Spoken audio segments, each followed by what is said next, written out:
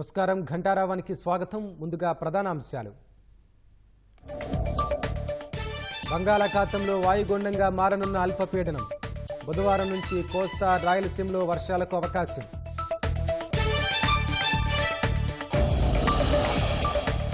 సజ్జల భార్గవరెడ్డి, జగన్ బంధువు అర్జున్ రెడ్డికి 41A నోటీసులు.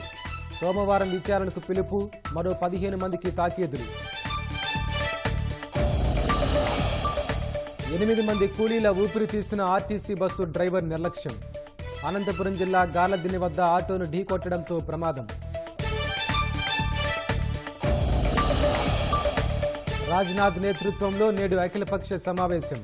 సభ సజావుగా సాగేందుకు విపక్షాల సహకారం కోరనున్న కేంద్రం.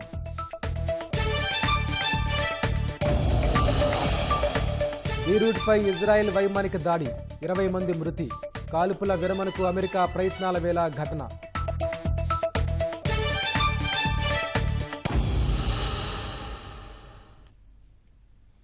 బంగాళాఖాతంలో శనివారం అల్పపీడనం ఏర్పడింది. ఇది పశ్చిమ వాయవ్య దిశగా పయనిస్తూ సోమవారానికి వాయుగుండంగా బలపడే అవకాశం ఉందని భారత వాతావరణ విభాగం తెలిపింది. ఆ తర్వాత 2 రోజుల్లో తమిళనాడు, శ్రీలంక తీరాల వైపు వెళ్లొచ్చని తెలిపింది. దీని ప్రభావంతో రాబోయే 3 రోజుల్లో రాష్ట్రంలోని కొన్ని చోట్ల తేలికపాటి నుంచి ఓ మోస్తరు వర్షాలకు అవకాశం ఉందని వెల్లడించింది. బుధ, గురు, శుక్రవారాల్లో కోస్తాంధ్ర, రాయలసీమల్లోని కొన్ని ప్రాంతాల్లో భారీ వర్షాలు కురుస్తాయని అంచనా వేస్తోంది. అల్పపీడనం క్రమంగా తీవ్ర తుపానుగా రూపాంతరం చెందుతుందని కొన్ని వాతావరణ మోడళ్లు అంచనా వేస్తున్నాయి. తర్వాత అల్పపీడనంగా బలహీనపడి తమిళనాడులో తీరం దాటుతుందని తెలుస్తోంది. వర్షాల నేపథ్యంలో రైతులు వ్యవసాయ పనుల్లో తగిన జాగ్రత్తలు తీసుకోవాలని విపత్తుల నిర్వహణ సంస్థ ఎండీ కోర్మనాథ్ తెలిపారు.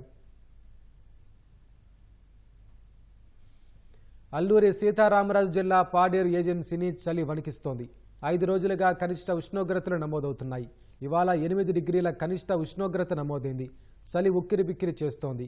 ద్విచక్ర వాహనదారులు ఉన్ని దుస్తులు ధరిస్తే గానీ చలిని తట్టుకోలేని పరిస్థితి. ఉదయం 10 గంటల వరకు పొగమంచు వేయడం లేదు. వాహనదారులు లైట్ల వెలుతురులో ప్రయాణిస్తున్నారు. అల్పపీడనం ప్రభావంతో 2 రోజుల్లో ఉష్ణోగ్రత పెరగొచ్చని వాతావరణ శాఖ అధికారులు తెలిపారు.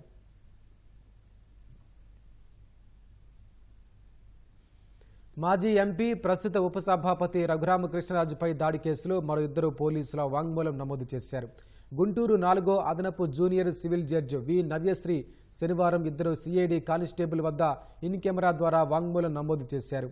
ఎంపీగా ఉన్న సమయంలో గుంటూరు సిఐడి కార్యాలయంలో విచారణలో భాగంగా సిఐడి పోలీసులు తనపై హత్యాయత్నం చేశారని రఘురామకృష్ణరాజు ఫిర్యాదు చేశారు. దీంతో అప్పటి సిఐడి డీజీ సునీల్ కుమార్తో పాటు మరికొందరిపై క్రిమినల్ కేసులు నమోదు చేశారు. తర్వాత ఆ కేసు దర్యాప్తు అధికారిగా ప్రకాశం జిల్లా ఎస్పీని రాష్ట్ర ప్రభుత్వం నియమించింది. ఈ నేపథ్యంలో అప్పుడు విధి నిర్వహణలో ఉన్న పలువురు సిఐడి పోలీసుల వద్ద స్థానిక పోలీసులు వాంగ్మూలం నమోదు చేశారు. వారి నుంచి న్యాయమూర్తి కూడా వాంగ్మూలం నమోదు చేయమని కోర్టులో దర్యాప్తు అధికారి పిటిషన్ దాఖలు చేశారు. గత నెలలో 2 పోలీసుల నుంచి సాక్ష్యం నమోదు చేయగా శనివారం సిఐడి కార్యాలయంలో ఆ రోజు విధుల్లో ఉన్న 2 హెడ్ కానిస్టేబుల్ నుంచి న్యాయమూర్తి వాంగ్మూలం నమోదు చేశారు. ఇన్ కెమెరా ద్వారా ఇతరులెవరూ లేకుండా వారి వద్ద స్టేట్మెంట్ తీసుకున్నారు.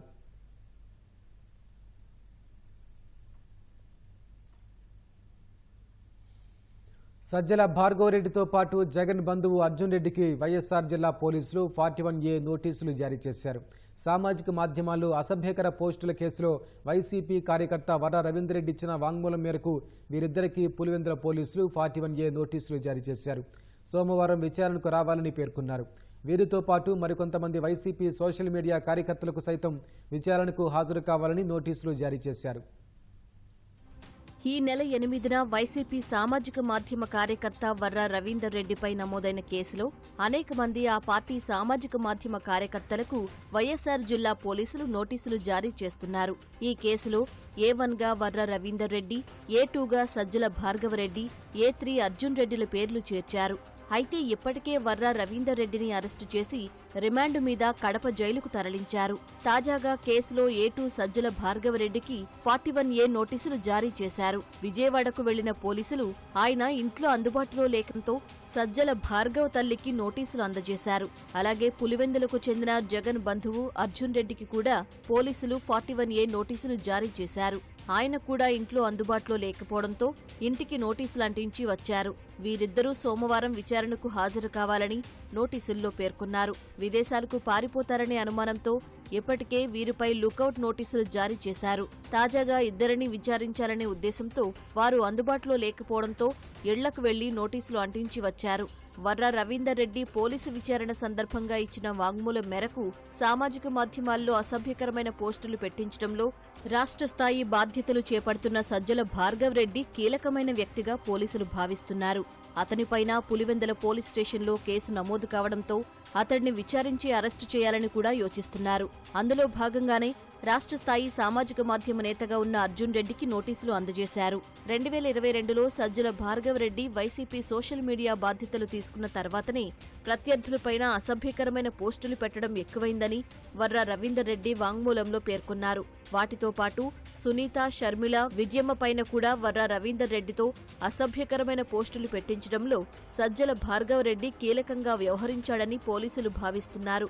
ఇటీవల కడపకు వచ్చిన వైఎస్ షర్మిల కూడా సజ్జల భార్గవ్ రెడ్డిని ఎందుకు అరెస్టు చేయలేదని ప్రశ్నించారు. ఫలితంగానే అతడిని విచారించేందుకు పోలీసులు నోటీసులు జారీ చేసినట్లు తెలుస్తోంది.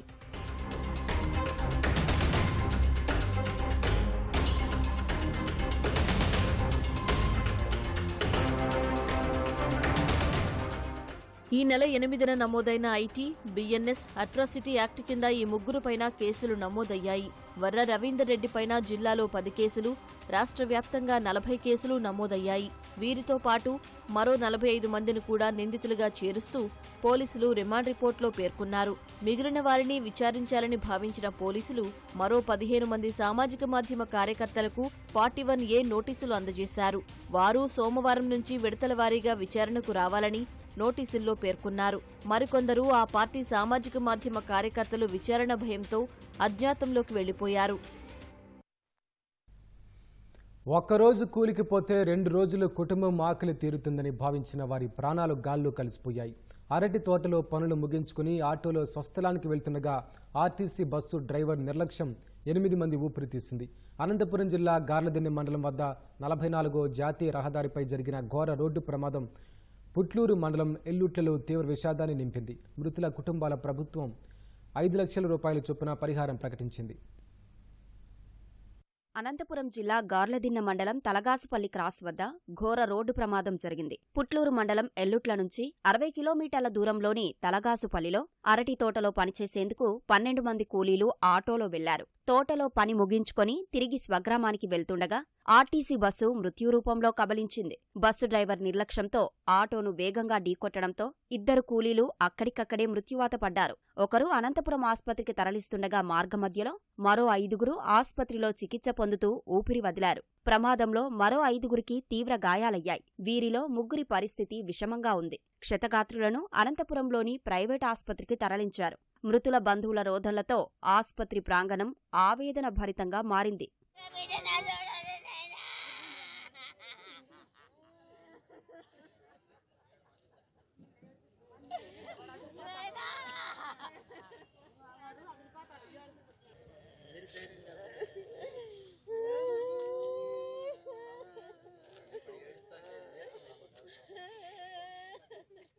ఎల్లుట్లలో పనులు తగ్గిపోవడంతో ఎస్సీ కాలనీలో చాలా మంది వ్యవసాయ కూలీలు ఇంటి వద్దనే ఉంటున్నారు. అరటి తోటల్లో బాగా పనిచేసే నైపుణ్యం సొంతం చేసుకున్న ఎల్లుట్ల గ్రామ కూలీలను గార్లదిన్నె మండలం తలగాసుపల్లిలో అరటి తోటలో పనిచేయడానికి ఓ వ్యక్తి గంపగుత్తగా ఒప్పందం చేసుకున్నాడు. 60 కిలోమీటర్ల దూరంలోని తలగాసుపల్లికి 12 మంది కూలీలను ప్రత్యేక ఆటో మాట్లాడుకొని తీసుకెళ్లాడు. తెల్లవారుజామునే తలగాసుపల్లికి బయలుదేరిన కూలీలంతా మధ్యాహ్నం 12 గంటలకు తోటలో పని ముగించుకున్నారు. కూలీలంతా తిరిగి ఎల్లుట్లకు వెళ్లే క్రమంలో వారు ప్రయాణిస్తున్న ఆటోను 44వ నెంబర్ జాతీయ రహదారిపై ఆర్టీసీ బస్సు ఢీకొట్టింది. ప్రమాదంలో మొత్తం 8 మంది మృతి చెందారు. మృతులంతా ఒకే వీధికి చెందినవారు కావడంతో గ్రామస్తులు శోకసంద్రంలో మునిగారు.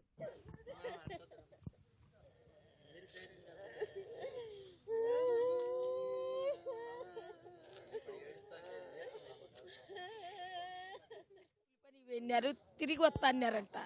తిరిగి వచ్చేటప్పుడు బస్సు కొట్టింది. ఇంకెట్లా పోయినారో ఏమో ఇటుకి తరలించినారు. ఇంకెట్లా పోయినారో. ఇక్కడికి వచ్చేపాటికి మా అమ్మ చనిపోయింది. మా అమ్మ అయితే ఎప్పుడు పోయేది కాదు సార్. మా ఊర్లోనే చేస్తాండే మామూలుగా. ఆ సార్ వాళ్ళకి అట్లా కూలీలు మా అమ్మ కూడా పిలుస్తుంది, కానీ మా ఊర్లో పనికే పిలుస్తుంది. వేరే ఊర్లకు పోయి ఇంతవరకు పోయింది లేదు సార్ మా అమ్మ. చాలా బాధాకరం. ఎందుకంటే ఇంత పెద్ద సంఘటన అనేది మా ఊరి అంటే మాకు అసలు మా ఊరంతా కూడా ఇప్పుడు దిగ్భ్రాంతిగా గురికి అయిపోయి పాపం ప్రతి ఒక్కరూ చాలా డీలా పడిపోయినారనమాట. ఒక సందులో ఉండే వాళ్ళే దాదాపుగా ఇంతమంది ఒక సందు చనిపోయాక సందు అంతా కూడా బోసిపోయిన పరిస్థితి ఏర్పడింది. గార్లదిన్ హైవే దగ్గర ఈ యాక్సిడెంట్ అనేది జరిగింది. ప్రధానంగా ఆటోలో 13 మంది ప్రయాణిస్తున్నారు. ఆ డ్రైవరు, ఆర్టీసీ డ్రైవరు ముందు చూడుకోకుండా అక్కడ స్పీడ్ బ్రేకర్లు ఉన్నాయి, పక్కన్న లారీని ఓవర్టేక్ చేస్తూ అత్యంత స్పీడ్గా వెళ్ళడం వల్ల ఈ ఆటో ప్రమాదానికి గురైంది. మృతుల కుటుంబాలకు ప్రభుత్వం 5 లక్షల రూపాయల పరిహారం ప్రకటించింది. ఆసుపత్రిలో మృతుల కుటుంబాలను, క్షతగాత్రులను మంత్రి సవిత, ఎంపీ అంబికా లక్ష్మీనారాయణ, జిల్లా కలెక్టర్ వినోద్ కుమార్లు పరామర్శించి ధైర్యం చెప్పారు. ప్రభుత్వం అన్ని విధాలా అండగా ఉంటుందని హామీ ఇచ్చారు. ఇక్కడ చనిపోయిన కుటుంబాలకు కూడా, ఎందుకంటే అందరూ ఒకే కుటుంబంలో కూడా నలుగురు ఉన్నారు. వారికి కూడా ముఖ్యమంత్రి గారు వెంటనే స్పందించి వారికి కూడా ప్రతి ఒక్కరికి 5 లక్షల రూపాయల ఎక్స్గ్రేషియా కూడా ప్రకటించాం. అదేవిధంగా ఎవరికైతే గాయాలు, క్షతగాత్రులకు కూడా మేము గవర్నమెంట్ తరఫున కూడా వాళ్లకు చికిత్స కూడా అందిస్తున్నాం. ఇలాంటివి మరి జరగకుండా చూసుకోవాల్సిన జాగ్రత్తలు కూడా మేము తీసుకుంటామని కూడా తెలియజేస్తాం. దాదాపు కొన్ని కుటుంబాలు నిజంగా చెప్పాలంటే చాలా పేదరికాన్ని అనుభవిస్తున్న కుటుంబాలు ఈరోజు ఈ యొక్క దుర్ఘటనలో చనిపోవడం జరిగింది. కాబట్టి వాళ్ళ కుటుంబాలు కూడా ఎవరైనా చదువుకున్న వాళ్ళు ఉంటే తప్పకుండా వాళ్ళకి ఉద్యోగం చేసేటువంటి అవకాశం కూడా పరిశీలన చేయడం జరుగుతుందని చెప్పేసి కలెక్టర్ గారు కూడా చెప్పడం జరిగింది. తప్పకుండా మేము కూడా పార్టీ తరఫున అన్ని రకాలుగా సహాయ సహకారాలు అందిస్తూ వాళ్ళ కుటుంబాలు ఆదుకోవడం జరుగుతుంది. ఈ యాక్సిడెంట్ అనేది ఆర్టీఎస్ బస్ అనంతపురం నుంచి హైదరాబాద్ వెళ్తున్నటువంటిది. లెఫ్ట్ సైడ్ నుంచి ఓవర్టేక్ చేసుకొని స్పీడ్ బ్రేకర్స్ ఉన్నా సరే ఫాస్ట్గా ముందుకెళ్ళడం వలన ఆపోజిట్లో రైట్ టర్న్ తీసుకున్నటువంటి ఈ ఆటోలో వాళ్ళకి విజిబిలిటీ లేకపోవడం వలన ఢీ కొట్టుకోవడం జరిగింది. ఒక కుటుంబం, భర్త భార్య ఇద్దరు కూడా చనిపోయారు. పిల్లల్ని కూడా కష్టంలో ఉన్నారని కుటుంబ సభ్యులు తెలియజేయడం జరిగింది. వాళ్ళ విస్తృతమైన డీటెయిల్స్ అన్నీ కూడా తీసుకొని నెక్స్ట్ ఏదైనా ప్రభుత్వ పథకాల్లో వాళ్ళకి మెయిల్ చేయగలుగుతామా ఖచ్చితంగా చూసి రాబోయే 7 రోజుల్లో మెయిల్ చేయాలి. 5 ఏళ్లుగా నిలిచిపోయిన రాజధాని అమరావతి పనులను తిరిగి ప్రారంభించేందుకు ప్రభుత్వం కార్యాచరణ సిద్ధం చేసింది. డిసెంబర్ 15 నుంచి రాజధాని నిర్మాణ పనులు ప్రారంభించేందుకు సిఆర్డీఏ ఏర్పాటు చేస్తోంది. ఇప్పటికే పాత టెండర్లు రద్దు చేసి కొత్త టెండర్లు పిలిచేందుకు మంత్రివర్గం ఆమోదం తెలిపింది. డిసెంబర్ 15 కల్లా టెండర్లు ఖరారు చేసి ప్రభుత్వ భవనాల నిర్మాణాన్ని మొదలుపెట్టనున్నారు.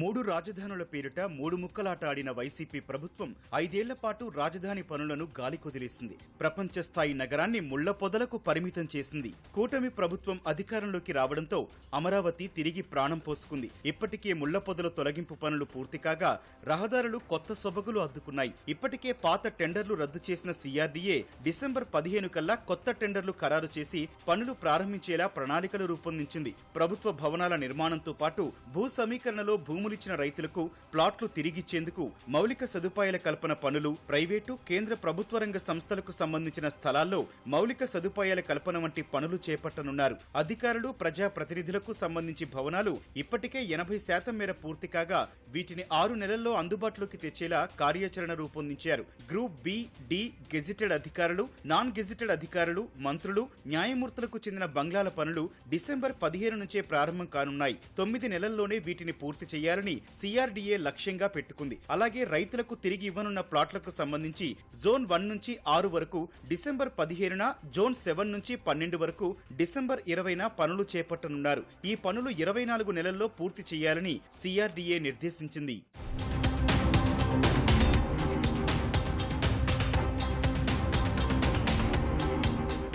సచివాలయ టవర్లు, హైకోర్టు భవనాలను 2025 జనవరి 1వ తేదీ నుంచి, అసెంబ్లీ భవనాల నిర్మాణాన్ని జనవరి 30వ తేదీ నుంచి మొదలుపెట్టనున్నారు. వీటిని 30 నెలల్లోగా పూర్తి చేయాల్సిందిగా సిఆర్డీఏ గడువు పెట్టుకుంది. అలాగే ప్రభుత్వ, ప్రైవేటు సంస్థలకిచ్చిన భూ కేటాయింపుల వద్ద కూడా నిర్మాణాలను 24 నెలల్లో పూర్తి చేయనున్నారు. అయితే సచివాలయ టవర్లు, శాశ్వత high court complex, Amaravati government complex కు సంబంధించి కేవలం 10 నుంచి 20% మాత్రమే మౌలిక సదుపాయాల పనులు పూర్తయ్యాయి. రాజధాని పరిధి పరిధిలో 1281 కిలోమీటర్ల పొడవైన రహదారులు, వరద నీటి కాలువలు, డక్టులు, తాగునీరు, మురుగునీటి పారుదలకు డ్రైన్లు లాంటి ట్రంక్ పనులు చేపట్టాల్సి ఉంది. దీనికి 16,000 కోట్ల రూపాయల వ్యయమవుతుందని అంచనా వేశారు. ఈ నిధులకు సంబంధించి ప్రపంచ బ్యాంకు, ఆసియా అభివృద్ధి బ్యాంకు నుంచి రుణహామీ ఒప్పందం కుదరడంతో పనులు వేగం పుంజుకోనున్నాయి.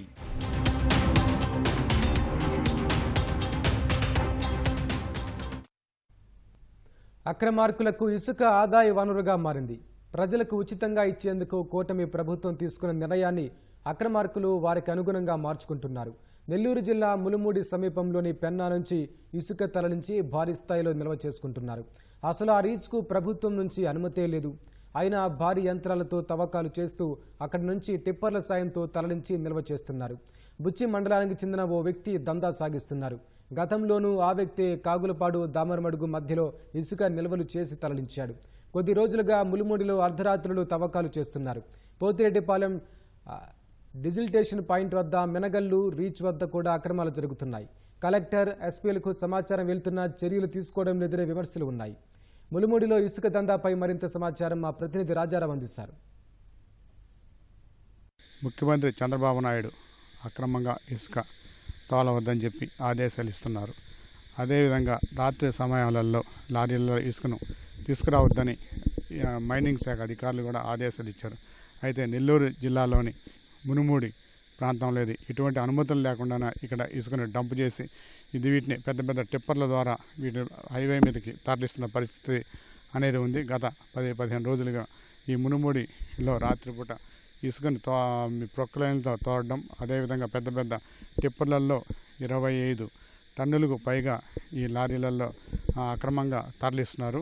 భారీ ఎత్తున దాదాపు లక్షలాది రూపాయలు వీటిని తెలుగుదేశం పార్టీకి సంబంధించిన నాయకులే ఇక్కడ ఈ అక్రమ ఇసుక వ్యాపారం చేయడం అనేది జరుగుతుంది. ఇది మునుమూడి ఇసుక రీచ్ ప్రాంతంలో మనం చూస్తున్న ఈ లోపల దాదాపు 3-4 కిలోమీటర్ల దూరం ఉంటుంది. ఈ 4 కిలోమీటర్ల దూరంలో ఇసుకని రీచ్ అంతా కూడా ఇక్కడ నిల్వ చేసి ఇక్కడి నుంచి టిప్పర్ల ద్వారా బయటకు తరలించడం అనేది జరుగుతుంది. ఇక్కడి నుంచి నెల్లూరు జిల్లా నుంచి చెన్నై, ఇతర రాష్ట్రాలకి ఇప్పుడు తరలిస్తున్నారు.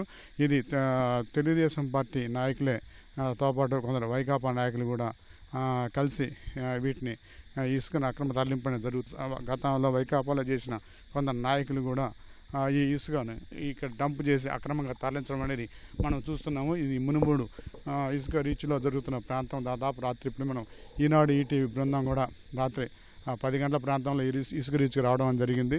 పెద్ద ఎత్తున ప్రొక్లైన్ల ద్వారా కూడా తవ్వకాలు చేస్తూ వీటిని ఇసుకను అక్రమ తరలింపు అనేది మనం చూస్తున్నాము. ఇదే విధంగా జిల్లా కలెక్టర్ కార్యాలయం సమీపంలో ఉన్న ఎస్పీ కార్యాలయం మీదుగా కూడా ఈ ఇసుక టిప్పర్లన్నీ కూడా భారీగా తరలిపోవడం అనేది జరుగుతూనే ఉంది. నెల్లూరు జిల్లా మునుమూడి ఇసుక రీచ్ నుంచి కెమెరామెన్ సూర్యప్రకాష్తో రాజారావు, ఈటీవీ న్యూస్. ఢిల్లీలో నిన్న కానిస్టేబుల్ను దారుణంగా పొడిచి చంపిన ప్రధాన నిందితుడిని పోలీసులు ఎన్కౌంటర్ చేశారు. విధుల్లో భాగంగా శనివారం రాత్రి పెట్రోలింగ్ నిర్వహిస్తుండగా గోవిందపురి ప్రాంతంలో అనుమానాస్పదంగా స్కూటీపై వెళ్తున్న 3 యువకులను ఆపేందుకు కానిస్టేబుల్ కిరణ్ పాల్ యత్నించాడు. కానిస్టేబుల్ తన బైక్తో వెంబడించగా వారు రాళ్లతో దాడి చేశారు. తర్వాత కత్తితో పొడిచి చంపారు. నిందితుల్లో 2 పోలీసులు అరెస్టు చేయగా రాఘవ్ అనే యువకుడు తప్పించుకున్నాడు. సంగం విహార్ ప్రాంతంలో అతన్ని గుర్తించిన పోలీసులు లొంగిపొమ్మని సూచించగా రాఘవ్ వినకుండా కాల్పులకు తెగబడ్డాడు. ఈ క్రమంలో పోలీసులు ఎదురుకాల్పులు జరిపారు.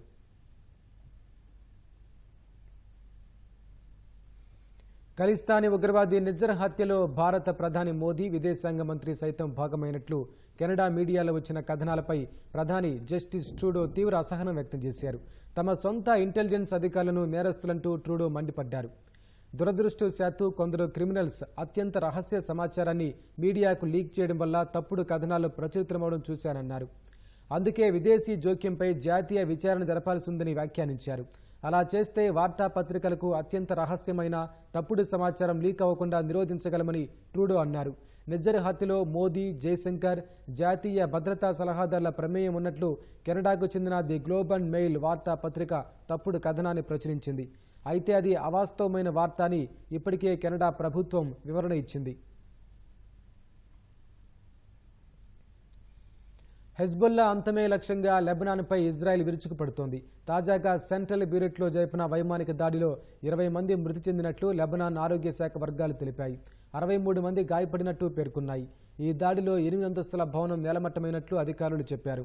సమీపంలోని భవనాలు కొంతమేర దెబ్బతిన్నాయని, వాహనాలు ధ్వంసమయ్యాయని తెలిపారు. సెంట్రల్ బీరుట్లో ఈ వారంలో జరిగిన 4వ దాడి అని అధికారులు చెప్పారు. ముందస్తు హెచ్చరికలు లేకుండా ఇజ్రాయెల్ దాడికి పాల్పడినట్లు ఆరోపించారు. ఇజ్రాయెల్, హెజ్బుల్లా మధ్య కాల్పుల విరమణ కోసం అమెరికా ప్రయత్నాలు చేస్తున్న వేళ ఈ దాడి జరిగింది. దక్షిణ ఓడరేవు నగరం టైర్లో ఇజ్రాయెల్ జరిపిన డ్రోన్ దాడిలో 2 మరణించగా 3 గాయపడ్డారని లెబనాన్ మీడియా పేర్కొంది. ప్రపంచ కుబేరుడు ఎలాన్ మస్క్ భారత్ ఎన్నికల ప్రక్రియపై ప్రశంసలు కురిపించారు. అమెరికాలోని కాలిఫోర్నియాలో ఇంకా ఓట్ల లెక్కింపు పూర్తి కాకపోవడంపై అసంతృప్తి వ్యక్తం చేశారు. భారతదేశంలో ఒక్క రోజులోనే 64 కోట్ల ఓట్లను ఎలా లెక్కించారనే హెడ్లైన్తో ప్రచురితమైన కథనాన్ని మస్క్ ఎక్స్లో షేర్ చేశారు. భారత్ ఒక్క రోజులోనే ఇన్ని ఓట్లను లెక్కించింది, కానీ కాలిఫోర్నియా ఇంకా ఓట్ల లెక్కింపులోనే ఉందంటూ రాసుకొచ్చారు. ఈ నెల 5న అమెరికాలో అధ్యక్ష ఎన్నికలు జరిగాయి. ఈ ఎన్నికల్లో రిపబ్లికన్ అభ్యర్థి ట్రంప్ గెలిచారు. అయితే అత్యధిక జనాభా కలిగిన రాష్ట్రమైన కాలిఫోర్నియాలో ఇంకా ఓట్ల లెక్కింపు పూర్తవలేదు. ఆ ప్రాంతంలో మెయిల్ ద్వారా పోలైన ఓట్లు ఎక్కువగా ఉండటంతో ఎక్కువ సమయం పడుతోంది. పుట్టపర్తిలో శ్రీ సత్యసాయి బాబా 99వ జన్మదిన వేడుకలు ఘనంగా జరిగాయి. శనివారం సాయంత్రం ప్రశాంతి నిలయంలో స్వర్ణ రథోత్సవం వైభవంగా జరిగింది. సత్యసాయి బాబా చిత్రపటాన్ని స్వర్ణ రథంలో ఉంచి పురవీధుల్లో ఊరేగించారు. ఈ కార్యక్రమాన్ని తిలకించేందుకు భక్తులు పెద్ద ఎత్తున తరలివచ్చారు. అంతకుముందు కొలువంతు హాల్లో లాలంబొడి కృష్ణ బృందం సత్యసాయి జోలోత్సవ కార్యక్రమాన్ని నిర్వహించారు. మల్లాది సోదరుల గానం భక్తులను అలరించింది. మంగళహారతితో కార్యక్రమం ముగిసింది.